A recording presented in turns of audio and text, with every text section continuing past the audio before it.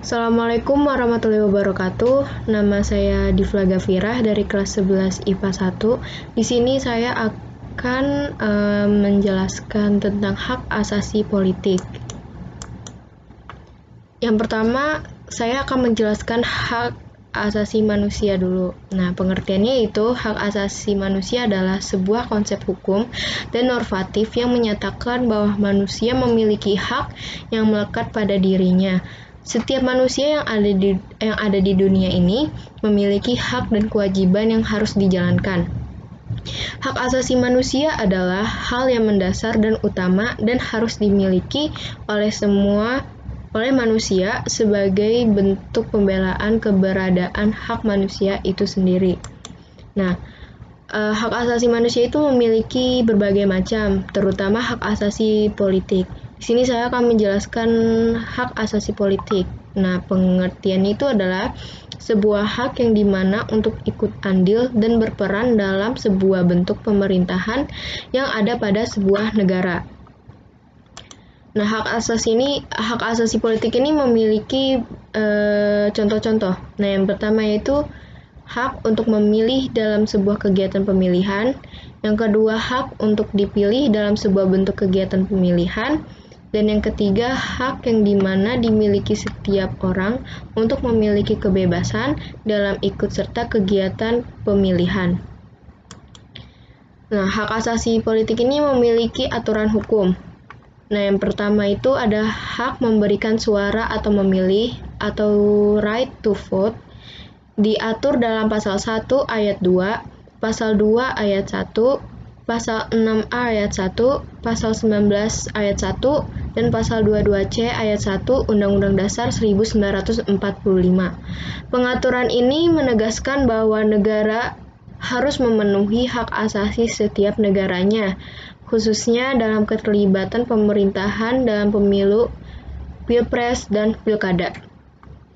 Terus yang kedua itu ada hak dipilih secara tersurat, diatur dalam Undang-Undang Dasar 1945, mulai pasal 27 ayat 1 dan 2, pasal 28, pasal 28D ayat 3.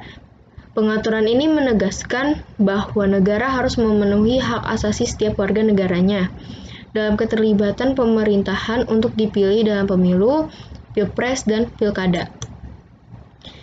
Nah, ini ada hak yang dijamin dalam hak asasi politik. Nah, yang pertama itu hak untuk diakui sebagai WNI atau disebut warga negara Indonesia, hak ikut serta dalam pemerintahan, hak untuk dipilih dan memilih dalam pemilu, hak mendirikan partai politik. Selanjutnya itu kasus-kasus di dalam hak asasi politik.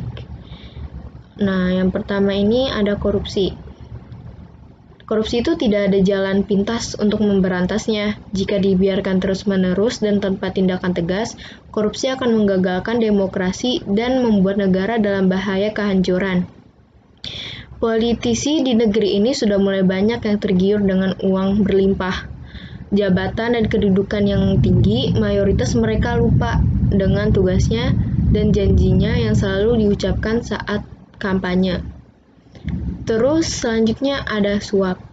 Tindakan memberikan uang, barang, atau bentuk lain dari pembalasan dari pemberi suap kepada menerima suap atas kepentingan atau minat si pemberi.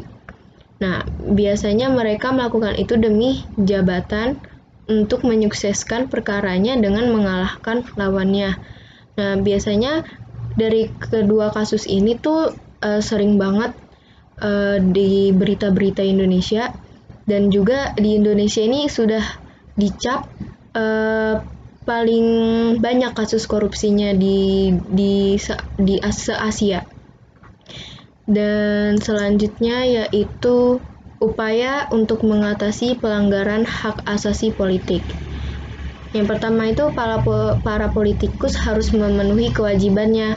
Nah, mereka tuh harus menjalankan tugasnya sebagai pemimpin, harus bertanggung jawab atas apa yang sudah diucapkan dia pada saat kampanye. Selanjutnya, jangan mengambil harta rakyat dengan sengaja atau mencuri, atau bisa disebut dengan korupsi. Terus ada pemerintah harus lebih tegas terhadap sanksi yang diberikan kepada orang yang melakukan pelanggaran HAM. Terus kita harus meningkatkan iman dan mental agar tidak terjerumus melakukan sebuah pelanggaran HAM. Nah, dan cukup sekian dari saya.